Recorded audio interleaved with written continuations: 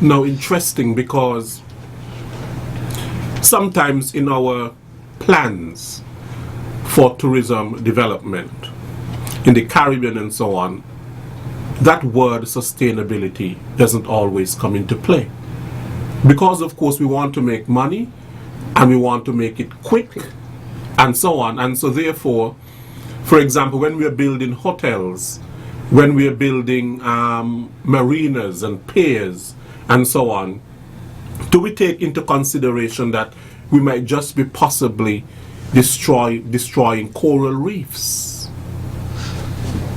Yes. For example, and there you go with the whole biodiversity of marine life and all of that sort of thing. But at the very same time, we depend on coral reefs in tourism because tourists want to go diving to the reefs and so on. So, what plans do we have in St. Kitts and Nevis to ensure that our tourism remains sustainable? Well, basically what we're doing is to ensure that it remains sustainable. And I don't want people to think that sustainable means that you do not take out sometimes, have to, some of the environment. But it's finding that balance. Yes. Because you also have social issues that you have to address. And if you're going to be looking at creating jobs and benefiting the people, sometimes you have to make certain sacrifices, but it must be done in a measured way. Okay. How are you going to do this without destroying, for example, a whole ecosystem? Or how do we get our people to start thinking that you might have done this thing this way traditionally, but here's an alternative way of doing it. And so what we are doing is we've created a group within the Ministry of Tourism, and not really within, from the Ministry of Tourism. We call it the Interagency Sustainable Destination Management Council. And the reason it's not called a Sustainable Tourism Council, because we recognize sustainable tourism is not what we want. We want to manage our destination in a sustainable way, so that when our local residents benefit, visitors can also benefit. So we have a grouping of persons from different agencies, both public sector, private sector, and NGOs, and we work together and provide advice to the Ministry of Tourism on the issues such as the issue you raised. For example, in some areas, a Ministry of Tourism representative is not present, but we have somebody from another agency who sits on that board, or who is a part of that group, who have received the training in sustainable tourism management, who understand the issues that we're dealing with. They act as our champions in those other areas. So we have found a strategic way of dealing with the issues. The Ministry of Tourism is small. We can't be everywhere, but we can be everywhere at the same time by providing the awareness that Novelist speaks of, being involved with the community, as Charlene spoke of, getting people to understand that what we have now, we want to preserve it for future generations. And the only way we can do that is by taking action now. Yes. Right? And doing it right the first time. So we don't have to pay later on to correct the mistakes we would have made. Right. Yes. Now, Miss Welcome spoke about something that may seem very simple, but yet it is sustainable tourism at work, and that is keeping our communities clean. That is a sustainable tourism practice. Exactly. Now, could you highlight for me some projects that the Ministry of Tourism has to promote sustainable tourism? Okay. Well, first of all, one of the things we did was to have training for persons in sustainable tourism. So we've had a wide cross section of persons being trained, including our colleagues from Nevis, in sustainable tourism, because we want everybody to understand the issues involved in sustainable tourism. We've also done training for persons in the public and private sector on sustainable tourism communication. How do we communicate that story? Because it's very well for us to do things, but if nobody knows what we are doing, it's like the tree falling in the forest and nobody is there. Exactly. Right? So we've looked at sustainable tourism communication. How do we market what we've done? For example, for many years, the Central Forest Range in St. Kitts is a protected area. But how many persons equate that with sustainable tourism? The fact that we are protecting the Central Forest Range, where our watershed is, helps us to have water, so that, and as the people in water say, water is life. That we're doing something, but not many people know that, and especially the fact that that is 1/3 of our land mass that has been declared a public a protected area. The Department of Marine Resources is working on the Narrows marine managed area, protecting that area as well. That's going to be in our favor as well, because we are ensuring that we do not destroy our fish life, our sea life, which we need in tourism. People want to dive, but we also want food. That's right. Right? So if we protect it, we give the fish a chance to repopulate the area, and naturally they're not going to stay, fish don't stay within a pen. They're going to move out into the other areas which are not protected. But in the meantime, the hatchlings get the opportunity within the protected area to grow to the sizes that would make more sense before people are catching them. We've also had we've just recently launched a new project which is called the Heart of St. Kitts. And you might ask, why Heart of St. Kitts? But if you tie it with our brand, and Novlet spoke of brand as being one of the questions the children have to respond to. Our brand is to follow your heart. It's all about the heart. And when you talk about heart, you talk about feelings, you talk about the experience. It's all experiential. We have just launched the Heart of St. Kitts, which is comprised of 2 areas. 1 is a sustainability charter, and 2 is a foundation. Now the sustainability charter is just a tool for tourism enterprises, and we're hoping we extend beyond this first phase where we're using tourism enterprises to all enterprises, because we're talking about destination management. But for the first phase, we're working with tourism enterprises, where we are encouraging them to tell the story of what they're doing to ensure the sustainability of their businesses, and where they haven't started yet, to encourage them to start some sustainability practices. And number one thing that came up when we did the survey was waste management. We have a waste management issue in St. Kitts. So we are encouraging businesses to look at issues such as waste management. We actually have 3 broad themes: natural resource management, community participation, because we believe our communities must be involved in whatever we are doing for tourism, and thirdly, operational management. Now, under these 3 broad themes, we have sub-themes.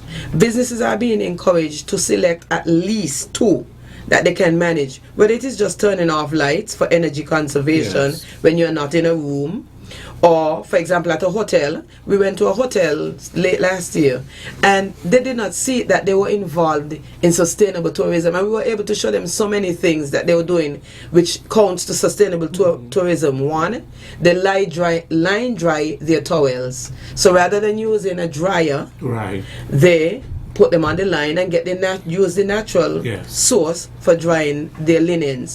They reuse old sheets, for example, to make other things that they need around the property. It has a little tear in it. How about we cut it and we make it into pillowcases using a local seamstress? So rather than importing pillowcases, right? For example, a new sheet might have gotten a little tear. You need new pillowcases. You can use the portion of the sheet that is still new, get a local seamstress who now benefits from getting this job to use that to make pillowcases. All of that is part of sustainable tourism. All of these things count towards the sustainability charter. But at the heart of the sustainability charter as well is the sustainability foundation. And every business that signs on to our charter is asked to make a contribution, whether a direct contribution annually to the foundation, or they can encourage their customers to contribute to the foundation. Now, people might wonder, what are they collecting the money for? The money is being collected to fund tourism-related projects, and to start, because we recognize when we're starting, it's not going to generate a lot of income, because we have a sort of wait and see type of society. What we are doing is, for the first year or two, the funds collected will go towards the Rails to Trails project that Shalene talked about, a waste management project, and not that we are actually going to do it, because sustainable tourism is about all of us being involved. So if there's a community or a business that's already doing a waste management project and we can provide additional support, we'll do that. And the other one is about beach cleanups, because we have 4 objectives with this foundation. One is the coastal and marine conservation, new tourism projects, heritage protection, and the third one is the new tourism projects. Yes. Heritage protection, coastal management, and waste management. Those are the 4 objectives of the foundation. Now, what we're hoping to do after the first 2 years, or in the middle of the second year, we would be encouraging community groups to write in, because we will be giving grants. That's what the foundation is. It's not for the Ministry of Tourism. Okay. It's for our community. So you're writing with your projects. Once they meet any combination of the 4 objectives, then we'll be able to give persons funds. It might not be a lot of funds, large amounts, but what we're saying is that a community group goes into a bank, they have nothing, but they have an idea. They might not get the support they want, but we might be able to give them, for example, a $5,000, which they could leverage at that same bank for the full amount of funds that they need to develop their project. And so that is what we're doing with this. And I would like to point out that this foundation came about because it was discovered when St. Kitts and Nevis was assessed by the Global Sustainable Tourism Council, that we are not capitalizing on the visitors who come to our destination. Travel philanthropy is not being realized. We are not encouraging visitors to give back, and very often visitors want to give back to the destination, but there is no mechanism in place for them to give back. As a matter of fact, I recently heard of someone who had gone to another destination, was so impressed by what they saw at that destination. Yes. They wanted to give $10,000, but no mechanism was in place. We do not want to be like that in St. Kitts, and so we have created the mechanism that these persons can contribute to our destination, and the funds can be channeled into projects for communities where our community persons will benefit. Right. Now, you spoke a lot about, of course, sustainability and the importance of having a tourism industry that is sustainable. Now, let me ask you, what are some unsustainable practices that you would discourage? One of the things, definitely, and I mentioned it earlier, is the waste. The indiscriminate dumping of waste, and we see it when we go to the beaches.